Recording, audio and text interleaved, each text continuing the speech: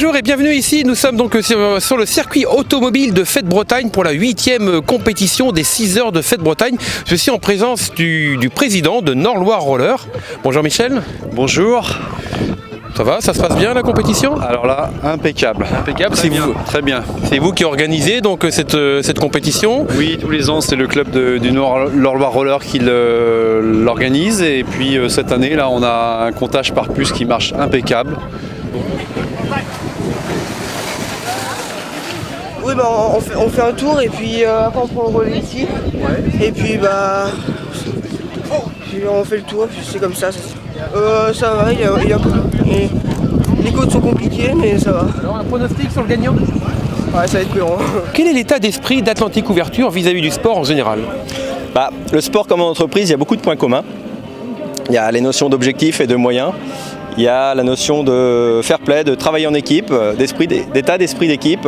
Il y a la notion de donner le meilleur de soi-même au quotidien pour arriver à ses objectifs. Et puis il y a aussi cette notion de concurrence, elle existe. Et cette concurrence qui nous permet tous les uns les autres d'avancer, et on la retrouve en sport comme au travail. Atlantique Ouverture, c'est une société locale qui fabrique et qui pose des menuiseries PVC en aluminium avec une activité particulière pour le moitié et puis une activité chantier, dossier d'appel d'offres, marché public et marché privé. Donc concrètement, en quelques chiffres, les 6 heures de fête, donc c'est de 11h à 17h. Et on a combien d'équipes présentes?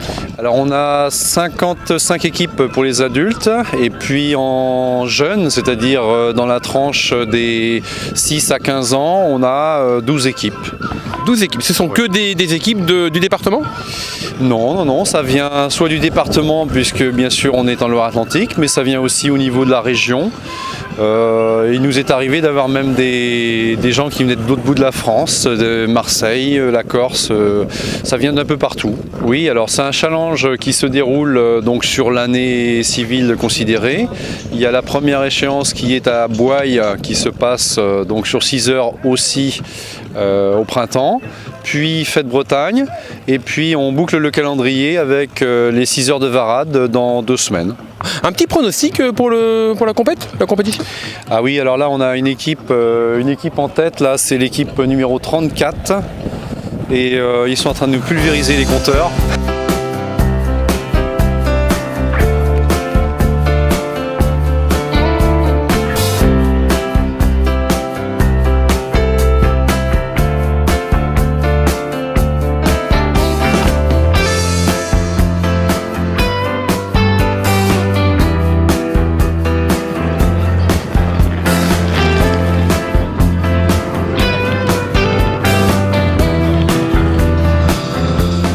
D'équipes aujourd'hui qui sont là pour passer un bon moment ensemble et ça c'est la suite de leur randonnée de la semaine en quelque sorte.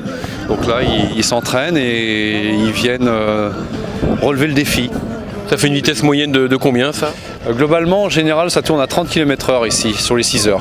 Ah oui, c'est pas mal. Et des pointes à combien, vous savez? Alors la pointe, bon là c'est tout relatif, mais je sais qu'il y a 2 ans de ça, on avait deux jeunes qui étaient donc champions d'Europe en titre et ils avaient bouclé le circuit en moins de 3 minutes.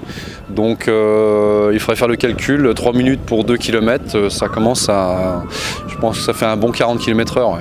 Quand on parle de donner le meilleur de soi-même, forcément il y a cette notion de compétition et de fair play, parce que l'objectif c'est aussi de passer un agréable moment en équipe avec les amis et la famille, et ces compétitions-là comme le roller en fait partie. Donner le meilleur de soi-même, c'est ce qu'on retiendra en tout cas de Bertrand Fleury, d'Atlantique Ouverture. Est-ce que vous avez pour finir un pronostic sur la course? Je vais être super chauvin parce que comme nous sommes des locaux, je vais aller en faveur du Nord-Loire 44. Dernier tour pour toutes les équipes. C'est votre dernier tour à tous. Encore son dernier virage à effectuer. L'arrivée du premier. Voilà, bravo pour le premier. Waouh, joli. Tous les concurrents doivent finir leur tour pour valider leur tour. Donc on va jusqu'à la ligne d'arrivée et c'est fini. Passez pas,